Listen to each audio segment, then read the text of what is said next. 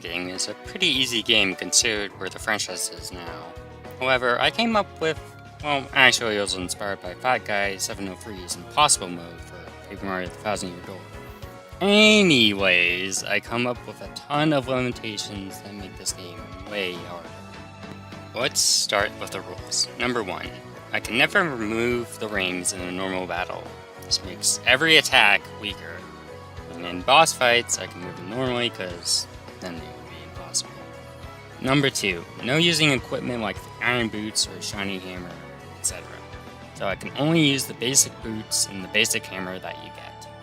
Number 3, no accessories. So you don't get the gold guard plus or extended time or extra HP. Number 4, no using the puzzle solver or time extender that the Battletoad gives you. Number 5, you aren't allowed to cheer with the toads, because they just solve the puzzles for you, and give you items, and heal you, and that's overpowered. And, yeah. Anyways, number 6, no blocking. However, I can dodge attack when that's allowed, because some attacks instantly kill you, so yeah. Number 7, no using the benches to heal, except for the benches required at the start and end of the game, because the game forces you into them. Number 8, I can't collect healing hearts when in a boss fight. Any healing heart in the overworld is fine, including max HP up hearts, sure, you need those. And number 9, I'm not allowed to use the thousand-fold arms or the elemental abilities in boss fights unless they're required. Number 10, items are allowed, but I can't buy them from shops. Items that are replenishing in the overworld can only be collected once, like the leaf match game in the Whispering Woods. We don't get our first battle until the end of Peach's Castle, which is the tutorial. Unfortunately, Olivia forces us to move the rings when the enemies die in one hit, so that's fine. Good thing that I can rest on this tree stump. After learning that trees can somehow talk, I can finally begin— oh, come on! Another battle. And Olivia still forces you to move the rings because you forgot how the battle mechanics work, I guess. We don't get our next battle until the very beginning of Toad Town with these Goombas. And to nobody's surprise, Olivia forces to move the rings. For the first wave, that's because on the second wave, you can finally lock the lineup and Olivia doesn't force you to move the rings. Finally! We can actually take damage. Enemies do quite pack a punch in groups, and I learned that the hard way. They kept damaged me for a turn, and then I was at 1 HP. There was no way I was gonna survive the next onslaught, so I decided to flee. Fleeing is allowed, I forgot to mention that, but it's completely random whether you actually flee or not. Thank goodness that I actually fled the battle. If I didn't, this would have been my first game over, and that would have been very sad. And what makes this worse is that I had 1 HP all the way up after this brutal jumping section. And if I touched the spikes, that would also be a game over. Good thing there was like a healing heart on the next screen. So that's good. Really hard. But it's just the Earth Elemental, I hear you say. And yes, that's why it makes it hard. Because it's a tutorial. I'll try to describe the battle the best way that I can. So for the first 2 turns, Olivia forces you to attack certain parts. And then you take a ton of damage because of the head. So that's great. And then you have to keep a balance between hammering the exposed limbs and unexposed limbs, because if you hit the tail, it goes into its second phase and it does way more damage. And even though it takes 2 turns to do that, it's still better off to attack it before it does go into its second phase. But even though I'm very familiar with this game, I actually die. Yeah, I know, you can stop complaining now. But here's a death compilation, because I died way too many times on this.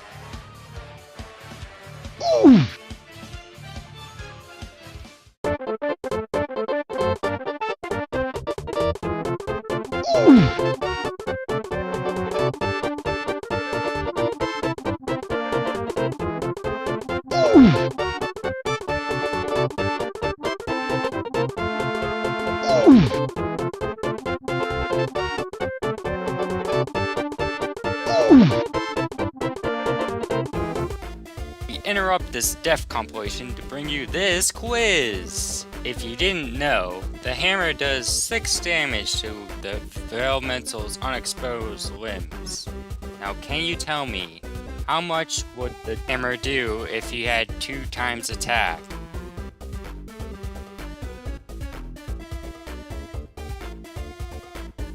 Is the answer A, 10 damage, B, 11 damage, or C, 12 damage? You only have 5 seconds to make a choice, starting now. If you guess C, that's incorrect, you dingus! That's not how you do math.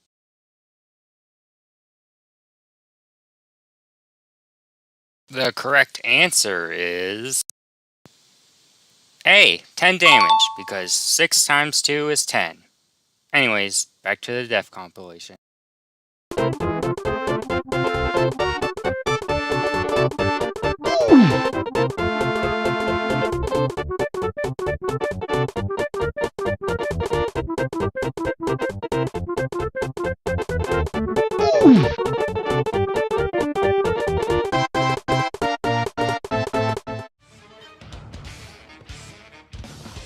Finally, after 8 tries, I finally beat the Earth Elemental.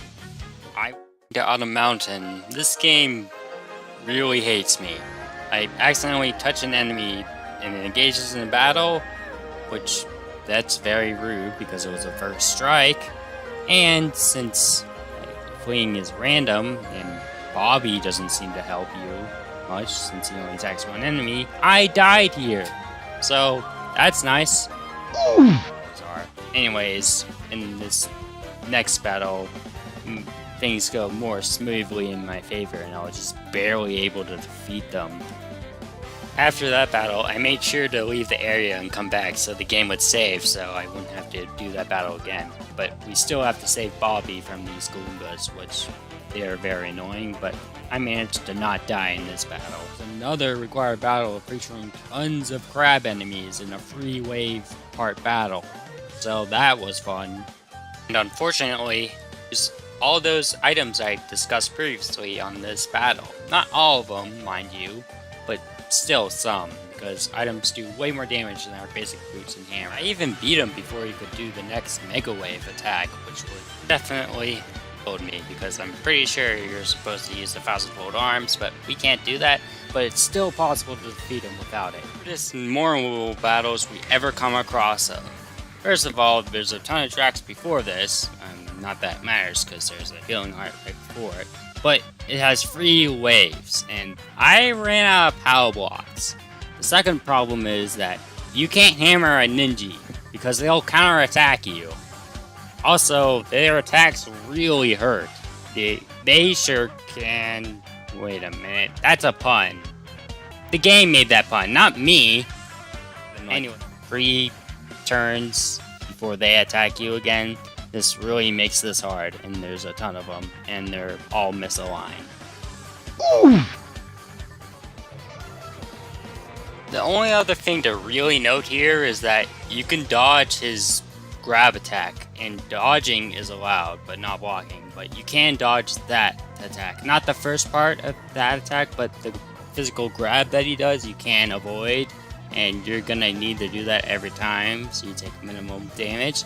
Because the solo snapback attack, you need a decent amount of HP to live it, and survive another 1,000-fold arms main to require to finally finish off this boss. So we have to go back to the museum to fast travel, but since it was the first time I've been in the museum, we get a long tutorial. Shut up! Anyways.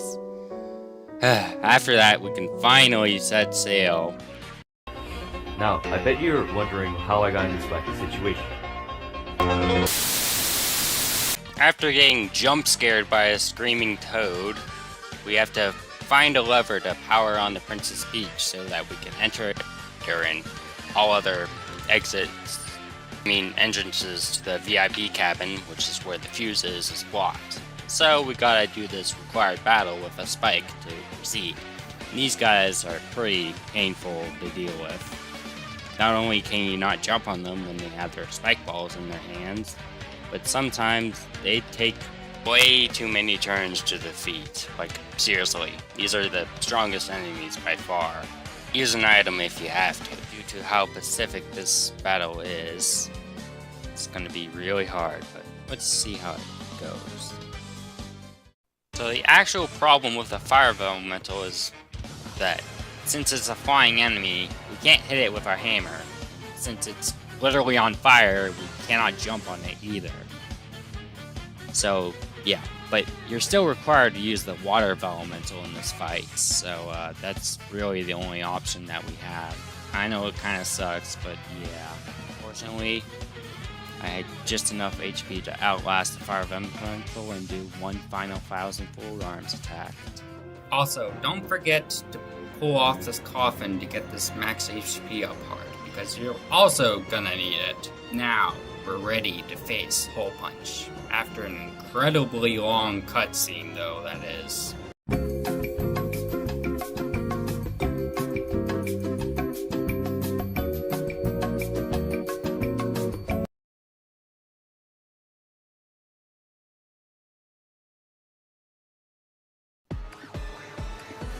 The reason that Hole Punch is so hard is that not only does he cut out the rings so that there's holes in there and you have to avoid them, but also if you get too close to him, he'll Hole Punch your HP in half.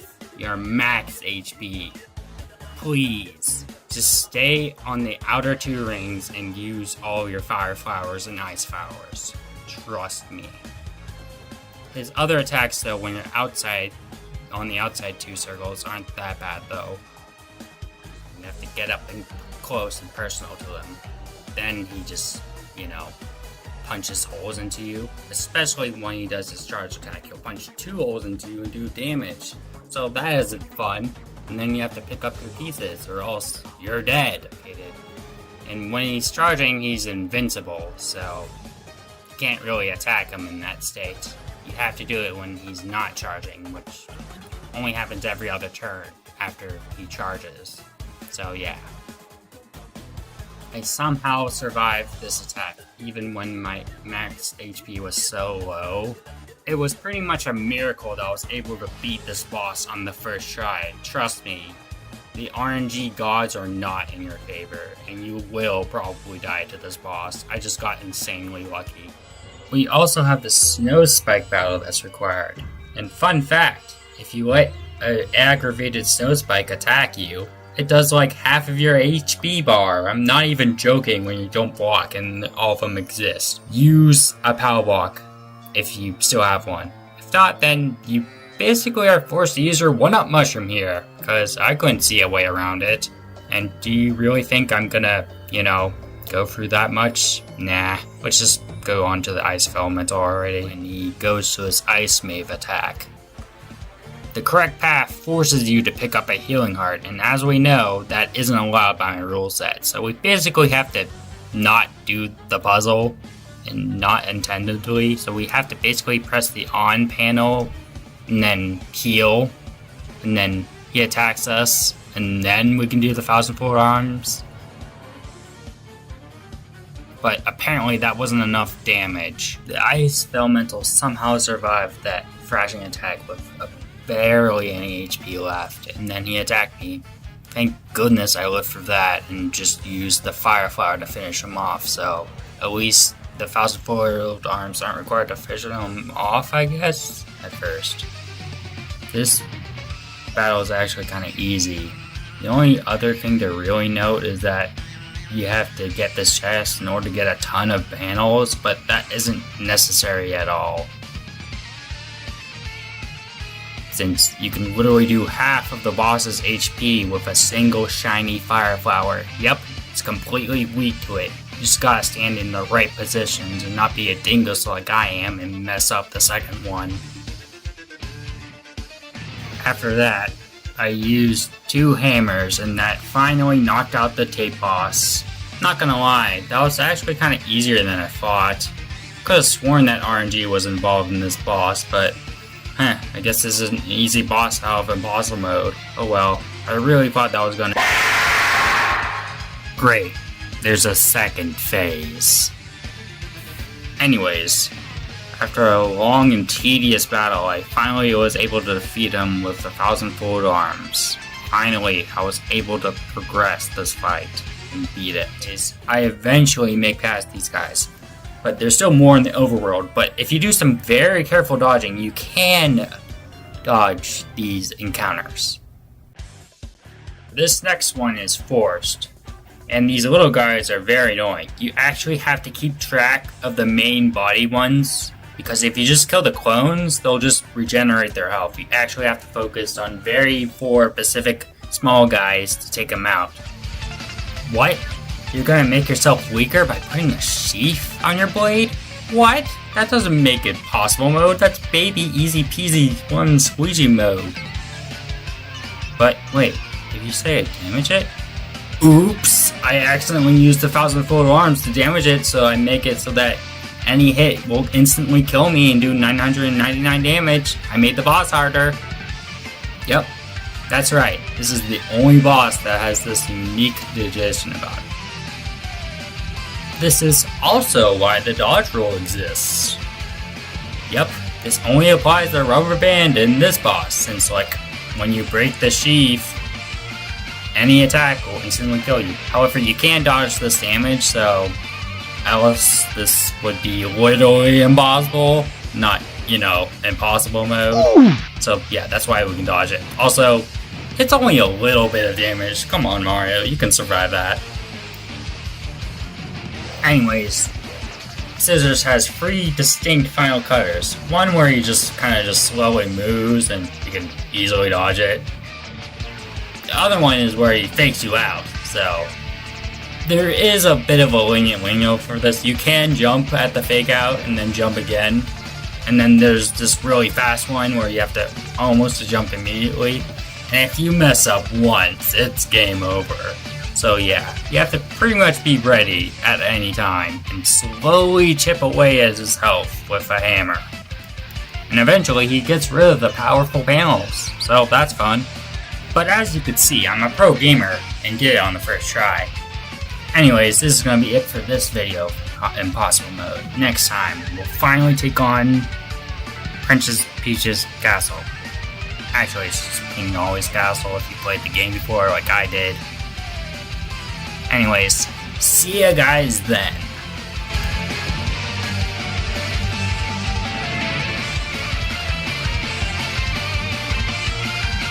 Now, I'd hate to be the bearer of bad news, but King only requires the 1,000-fold arms and some of the elemental abilities. It's kind of a cliche finale and kind of boring, don't you think? So let's spice it up. I'm gonna lower my HP because of the bench to like 4, and then fight him without taking damage. Yes, it is possible. He has to do either the water elemental or the earth elemental. But he has to do both or else I would have to reset. So pretty much I have to play this fight perfectly here. So here's a death compilation of me dying way too much on this.